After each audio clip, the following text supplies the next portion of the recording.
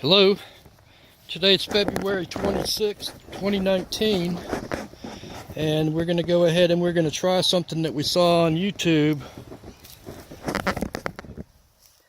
Guy out there put, if I'm not mistaken, I think he put 5 pounds of potatoes out and then covered it with hay. And I think he was in Vermont.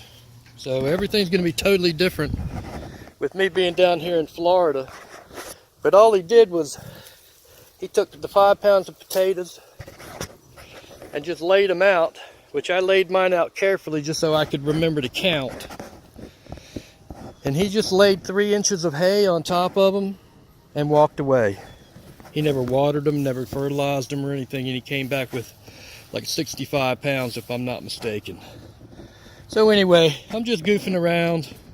I've got 3 here that were left over from another bag that already started growing eyes right there on the countertop. So, you know they want to grow if they're already wanting to grow. So anyway, 3, 6, 9, 12, 15. So we're going to put 19 potatoes out. And then hopefully this ladybug will go onto this tomato plant. But anyway, hopefully we'll have something. And again, it's just a goofy garden to play in, so it's nothing serious. But more for curiosity. I'm not going to bury them in the dirt or anything, but they will get watered just because of the sprinkler. So okay, we'll check on this later.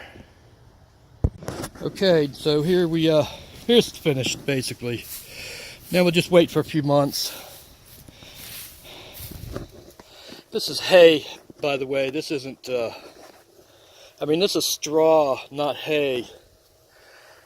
The guys down there at the feedlot said that I would be better off by not using hay because it might mold.